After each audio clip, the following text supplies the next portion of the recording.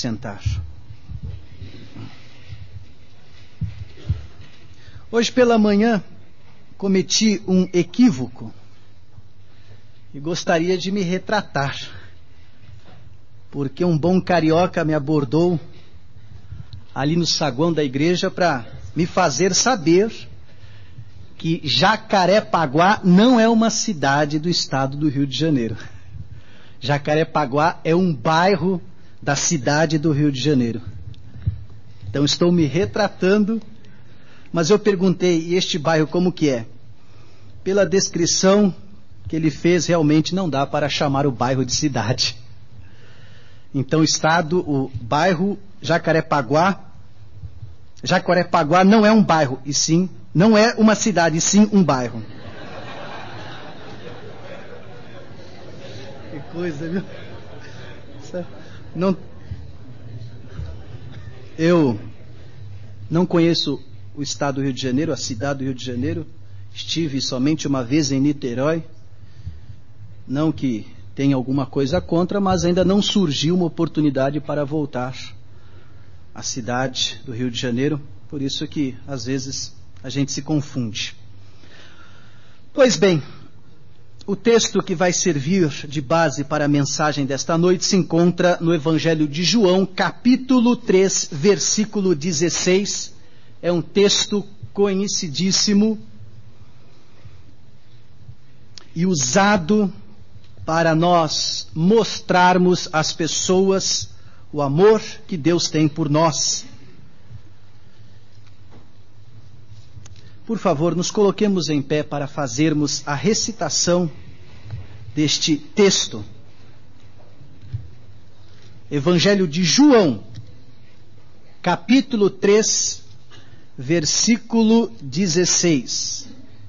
Alguns sabem de cor esta referência, mas vamos ler na palavra de Deus o que nos diz este texto.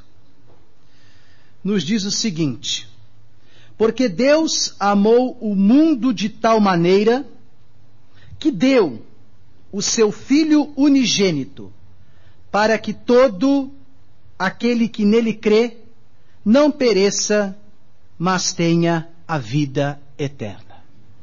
Podem se assentar. A porta aberta. É sobre isto que gostaria de falar nesta noite. E peço a sua atenção, porque nós vamos discorrer sobre alguns argumentos que requer atenção para compreendermos o significado desta porta aberta. Lemos aqui que Deus amou o mundo de tal maneira. Deus é muito grande. A sua grandeza é tanta que ao homem é vedado o privilégio de chegar perto.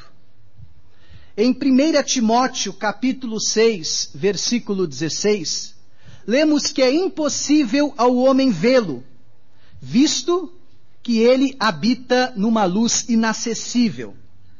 O profeta Isaías o viu. Esta experiência vem relatada no livro de Isaías, capítulo 6. Gostaria que você acompanhasse comigo a leitura deste trecho. Vejam só que interessante o relato do profeta Isaías. Capítulo 6, a partir do versículo 1 até o versículo 3. Isaías, capítulo 6. No ano em que morreu o rei Uzias, eu vi o Senhor assentado sobre um alto e sublime trono, e as orlas do seu manto enchiam o templo. Ao seu redor havia serafins, cada um tinha 6 asas, com 2 cobria o rosto, e com 2 cobria os pés, e com 2 voava, e clamavam uns para os outros, dizendo: Santo, Santo, Santo é o Senhor dos exércitos, a terra está cheia da sua glória. Alguém fez a seguinte aplicação sobre este versículo, quando fala acerca dos anjos, da adoração compungida destes anjos que estavam diante da presença de Deus.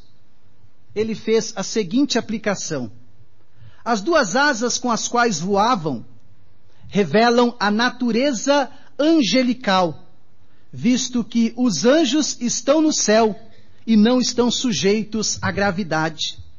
Mesmo assim, estes anjos fechavam os olhos com duas asas, expressando claramente que ninguém pode olhar para Deus de tão sublime que é. E também eles cobriam os pés para expressar que o caminho para Deus ainda estava fechado. Deus é amor, como nós lemos. Deus é o Criador de todo o universo.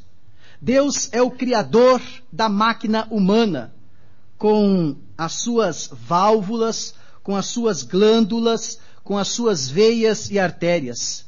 E tudo isto está no gem, que é invisível aos olhos. Esta é a ciência de Deus. Este é o Deus poderoso que a palavra, a Bíblia Sagrada, descreve.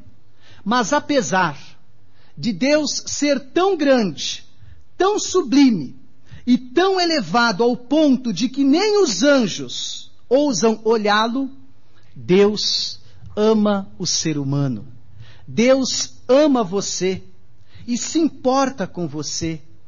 Deus ama você e se preocupa com você. Certa vez estava no centro da cidade fazendo um serviço, olhando toda aquela multidão, olhei para cima e me veio esta sensação: Deus é poderoso, tão poderoso que Ele sabe que eu estou aqui, sabe o que eu estou passando, sabe o que está trazendo a tribulação ao meu coração. Ele se importa comigo. Eu era apenas um no meio de toda aquela multidão. E assim também Deus faz em relação a você. Ele se importa com você. Ele se preocupa com você. E apesar da maldade que muitas vezes há no coração do homem, mesmo assim, Deus continua amando o homem. Ele não desiste jamais de amar o ser humano.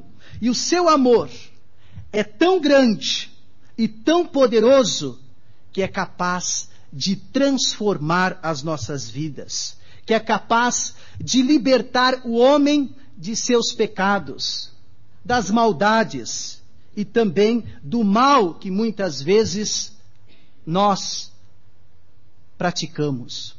Deus, Ele sempre continuará na sua maravilhosa graça, amando a cada um de nós, independente da nossa condição.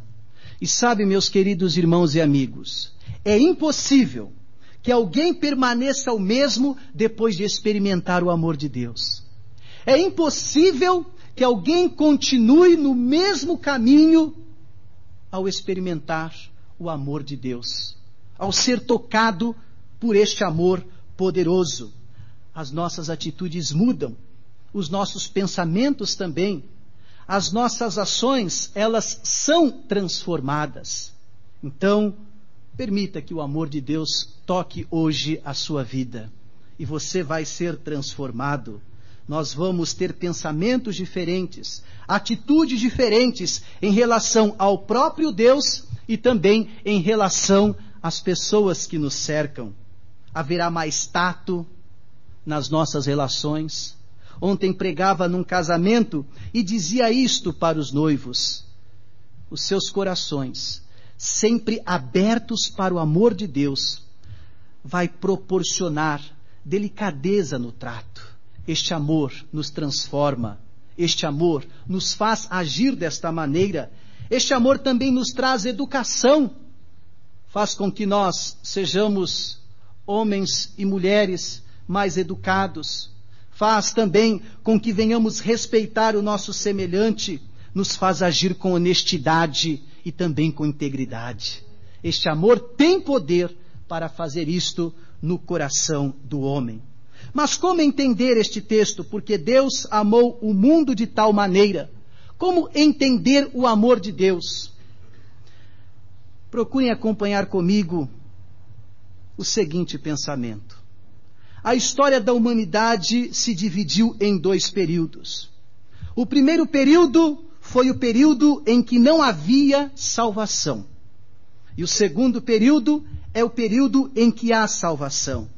Então eu quero convidar você para nós analisarmos estes 2 períodos e, através de 3 exemplos, desejo mostrar aos irmãos, amigos e queridos visitantes que é impossível errar a entrada do céu para estarmos na presença deste Deus. Vejamos então o primeiro período, o período em que não havia salvação. Este é o período do Velho Testamento. Quando nós pensamos em salvação no Velho Testamento, nos vem uma pergunta. Então, de que maneira as pessoas do Velho Testamento eram salvas se a centralidade da salvação está na pessoa de Cristo? Afinal de contas, Cristo ainda não havia se tornado homem e somente Ele pode salvar. De que maneira então as pessoas eram salvas? Vamos explicar. Elas eram salvas através da aplicação da obra redentora do Messias, no qual eles criam. Procurem ver comigo Jó capítulo 19, versículo 25. Encontramos aqui a base para isto que falamos. Jó, antes do livro dos Salmos, capítulo 19, versículo 25.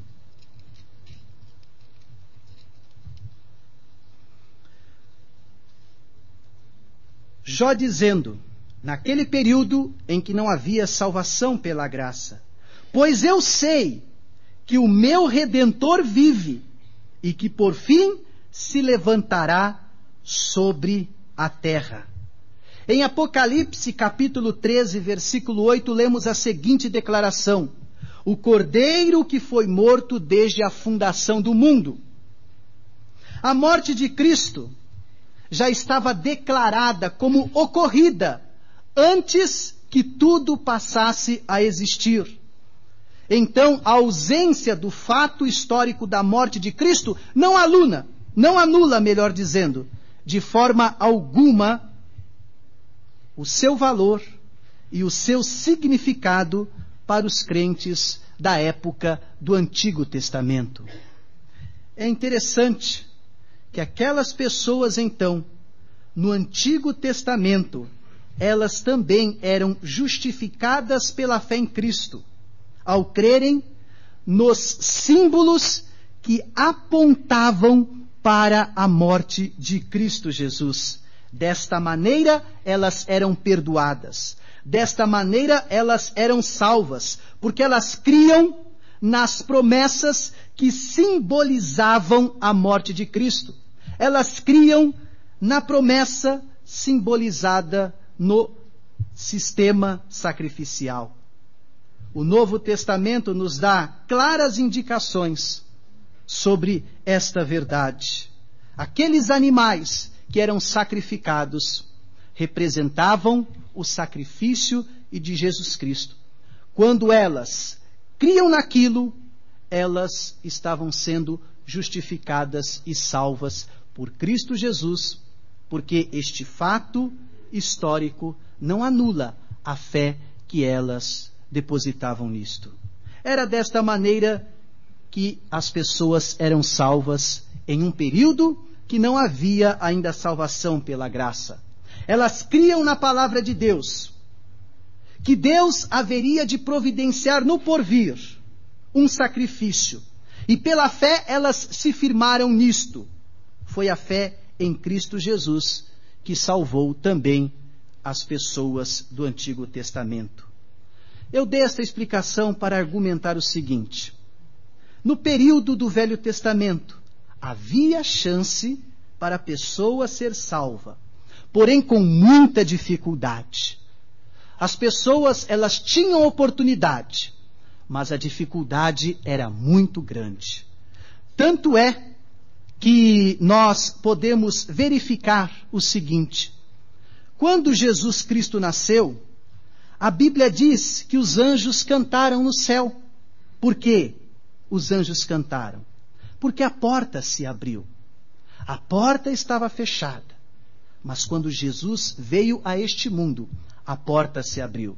Vejam só o relato de Lucas sobre isto, e podemos até fazer uma comparação sobre os anjos que estavam lá no Antigo Testamento diante de Deus, e agora os anjos expressando alegria porque Jesus veio a este mundo, abrindo assim a porta para a salvação.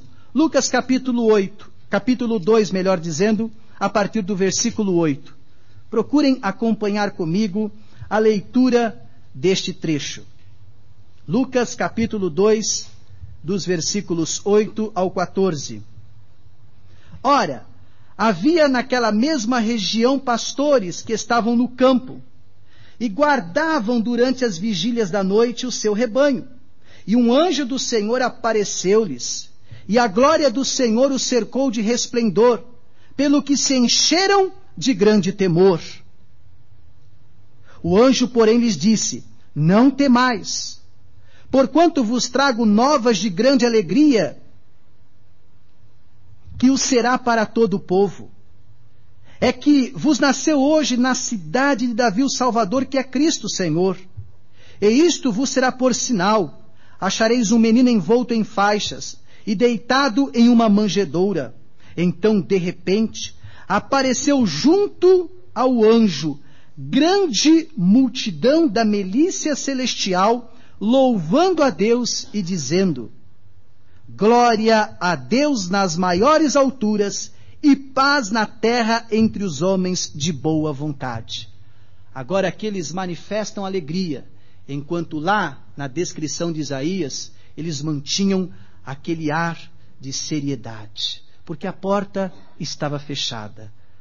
Ao nascer Jesus, a porta se abriu e eles demonstraram esta alegria. Jesus confirma isto.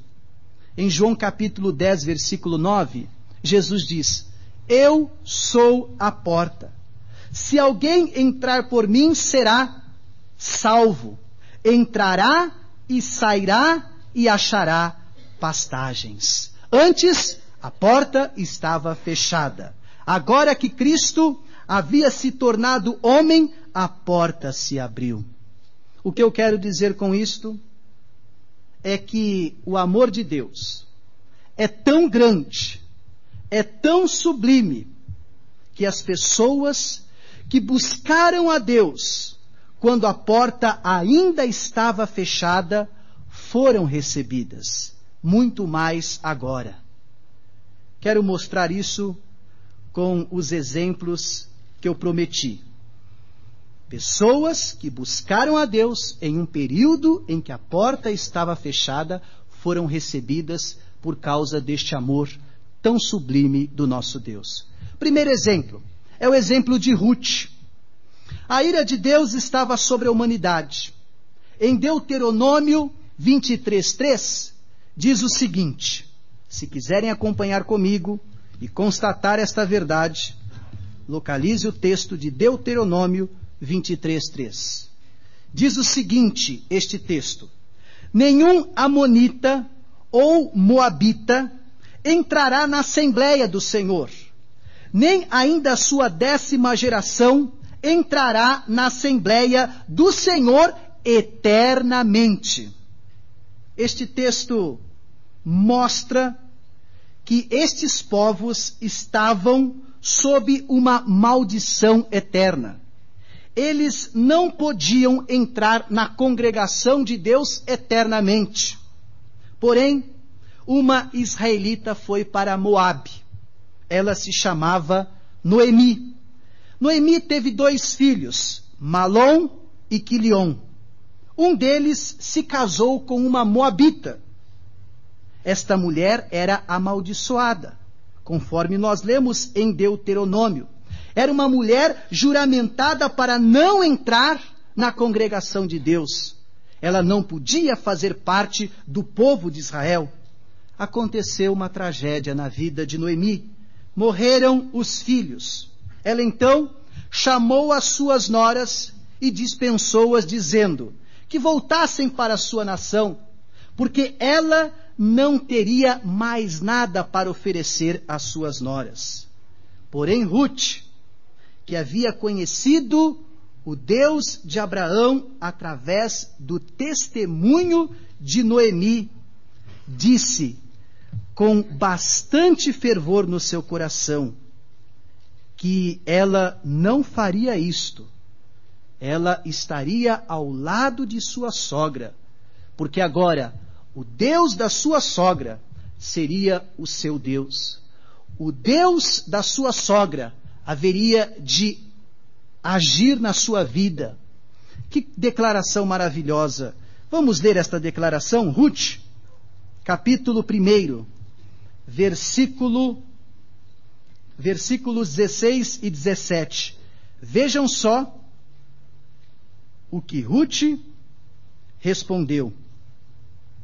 Não me instes a que te abandone e deixe seguir-te, porque aonde quer que tu fores, irei eu. Aonde quer que pousares, ali pousarei eu. O teu povo será o meu povo. O teu Deus será o meu Deus. Aonde quer que morreres, morrerei eu, e ali serei sepultada. Assim me faça o Senhor um tanto mais, se outra coisa que não seja a morte me separar de ti. Vejam só o amor de Ruth por Noemi, porque ela conheceu o Deus de Noemi, ela entregou a sua vida ao Deus de Noemi, e quem ama assim como Ruth não pode ficar debaixo de maldição. Ruth estava expressando com esta atitude o amor de Deus na sua vida. O amor de Deus que foi revelado na pessoa de Cristo é um amor incondicional. Então o que fez Deus? Trouxe Ruth para junto de si. Irmãos e amigos, o amor de Deus é poderoso. Destrói toda maldição. Ruth, por ser moabita, estava debaixo de uma maldição. Mas, por ela amar desta maneira, ela foi liberta desta maldição. E ela passou a pertencer ao povo de Israel. Ela se tornou bisavó de Davi. Por essa atitude de amor por Deus e por Noemi, ela entrou na salvação em um período em que a porta estava fechada, porque ela creu em Deus, creu em tudo aquilo que apontava para Cristo Jesus. Um outro exemplo para ficar ainda mais forte este pensamento. Raabe. Havia em Jericó uma prostituta. No livro de Josué, capítulo 2, lemos a história de Raabe. Josué, capítulo 2. Ela acolheu os espias de Israel. E ela fez isso porque temia o Senhor. Josué enviou 2 espias para observar a cidade de Jericó. Josué era um general formidável, um grande estrategista de guerra. Ele precisava de informações para arquitetar um ataque, mas o seu serviço secreto falhou.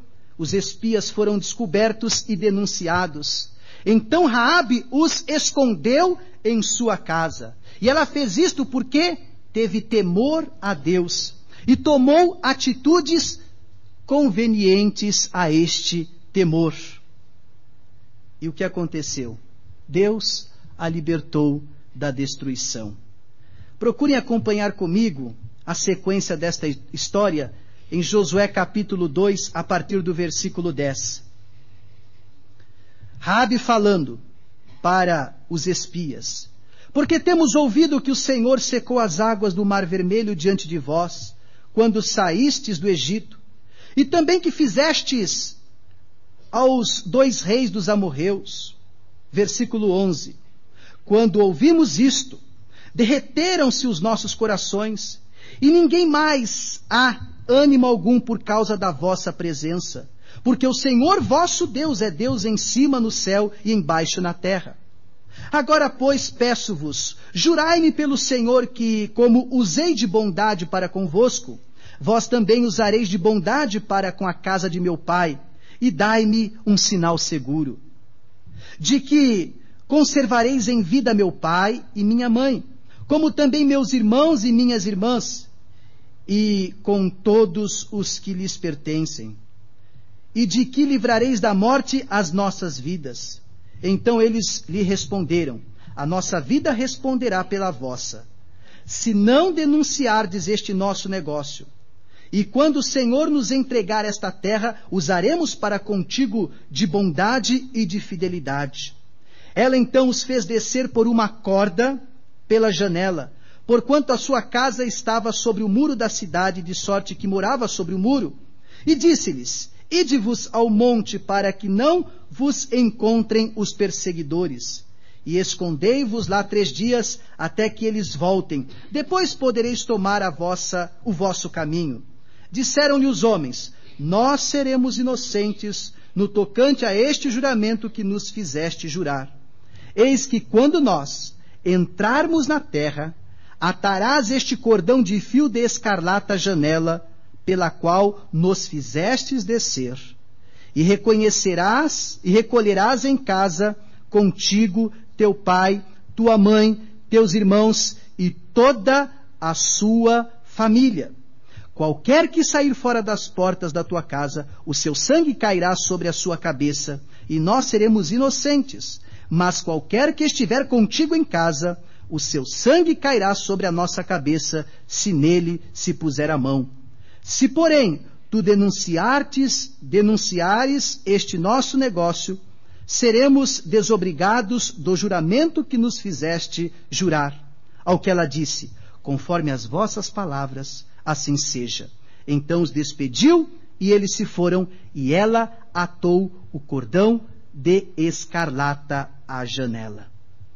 Ela imediatamente fez aquilo que aqueles mensageiros falaram.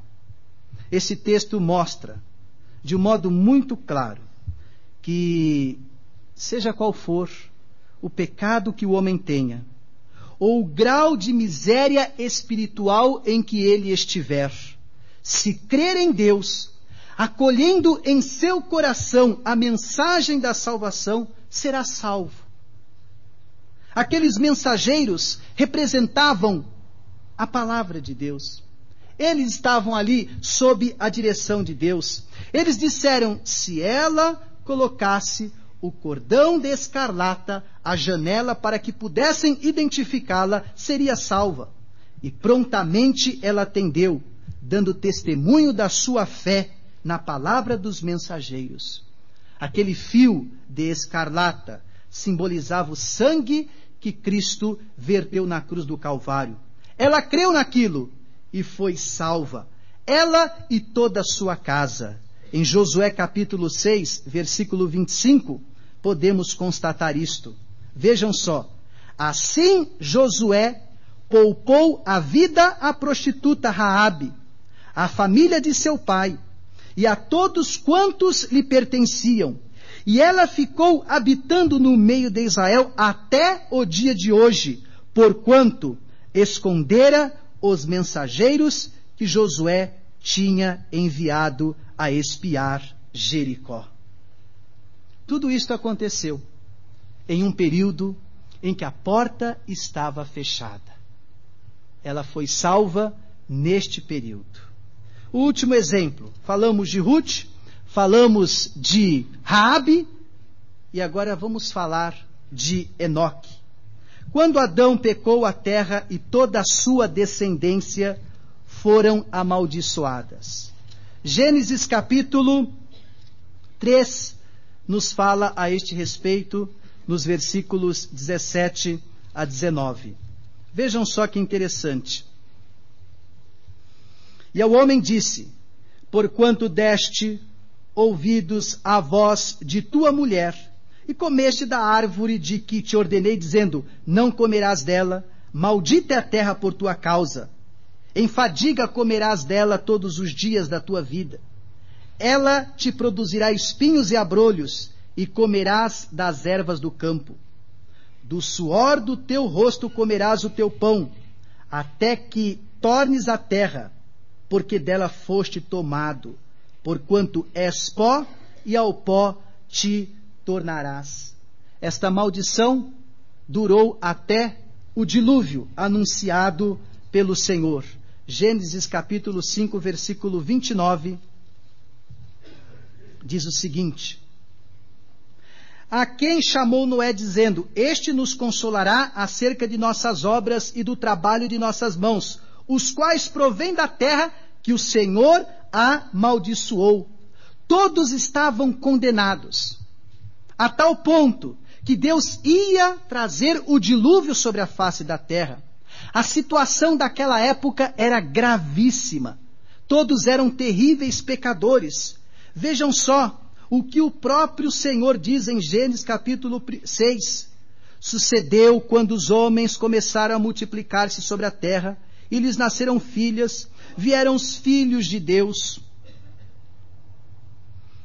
Viram as filhas de Deus, que as filhas dos homens eram formosas, e tomaram para si mulheres de todas as que conheceram. Viu o Senhor que era grande a maldade do homem na terra, e que toda a imaginação dos pensamentos de seu coração era má continuamente. O que fez Deus? Arrependeu-se o Senhor de haver feito o homem na terra, e isso lhe pesou o coração. A terra, porém, estava corrompida diante de Deus e cheia de violência. Viu Deus a terra, e eis que estava corrompida, porque toda a carne havia corrompido o seu caminho sobre a face da terra. A corrupção se alastrava no meio de toda aquela maldição. Mas vejam só, em toda esta situação, houve um homem que buscou a Deus. O seu nome é Enoque. No capítulo 5, nós lemos sobre ele, nos versículos 21 a 24. Enoque viveu 65 anos e gerou Matusalém. Andou Enoque com Deus depois que gerou Matusalém 300 anos e gerou filhos e filhas. Todos os dias de Enoque foram 365 anos. Enoque andou com Deus e não apareceu mais, porquanto Deus o tomou. No meio de toda aquela corrupção, no meio de toda aquela gravidade, um homem buscou a Deus aos 65 anos. Isto indica que no meio da corrupção mundial em que vivemos hoje, é possível andar com Deus. É possível estar ao lado de Deus. É possível, porque já aconteceu isto.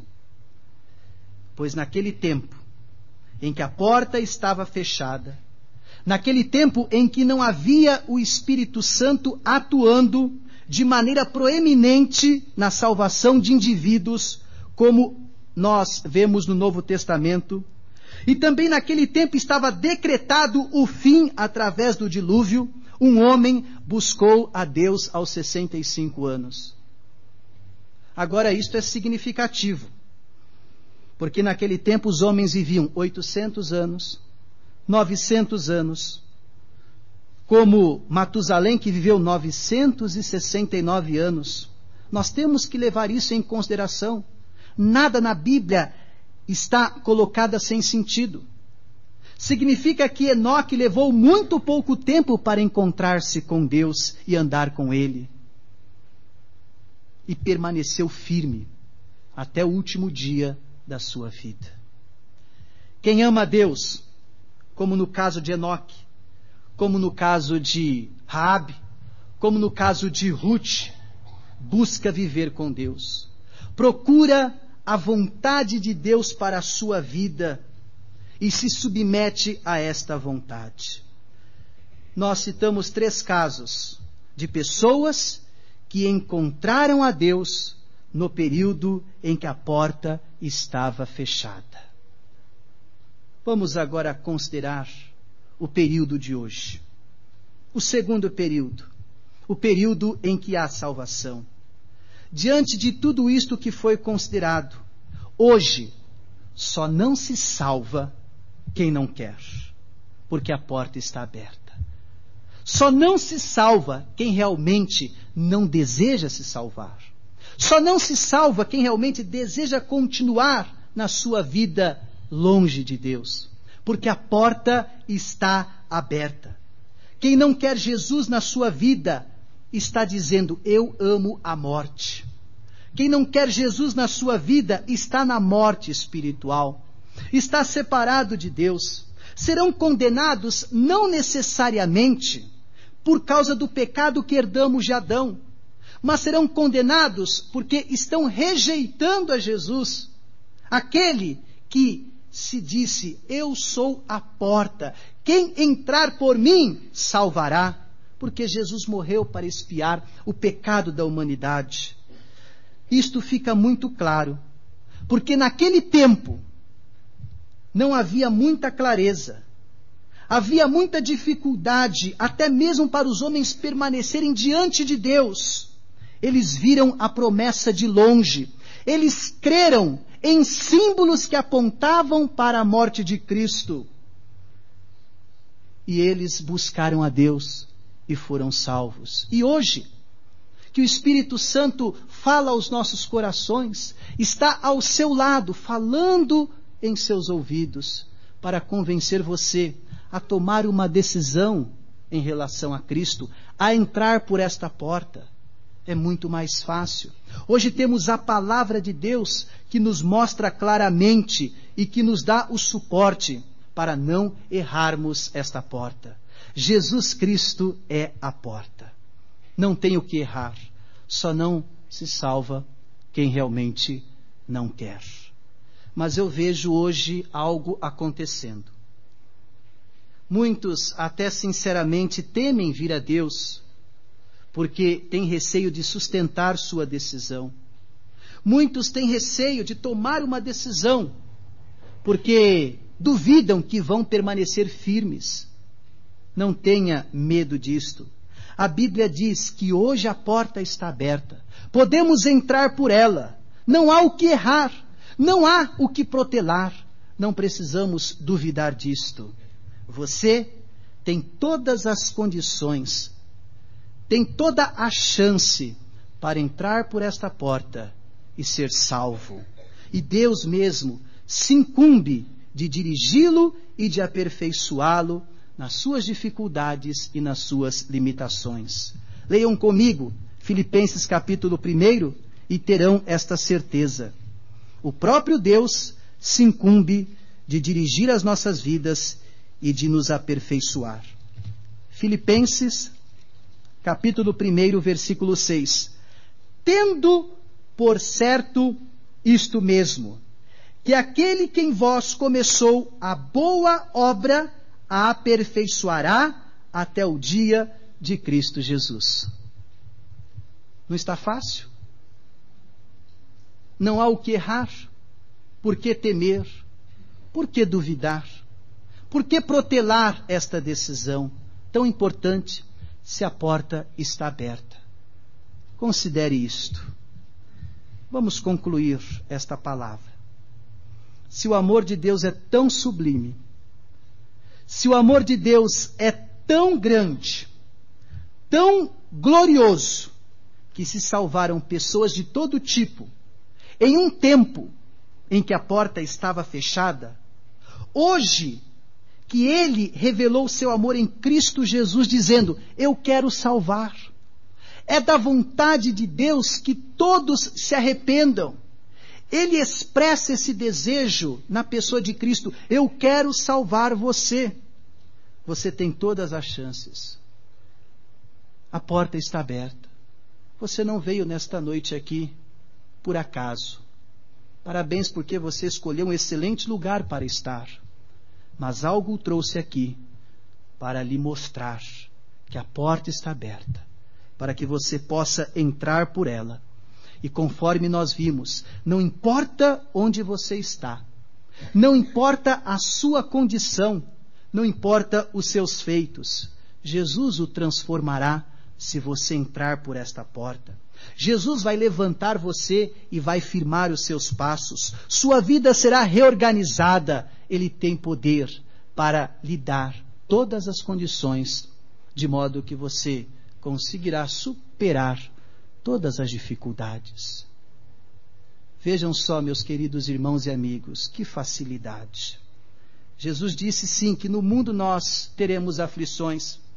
Ele foi sincero, não prometeu um mar de rosas, mas garantiu a vitória ao dizer: tende bom ânimo, porque eu venci. Ele venceu por nós também. Cristo tem poder para santificar as nossas vidas.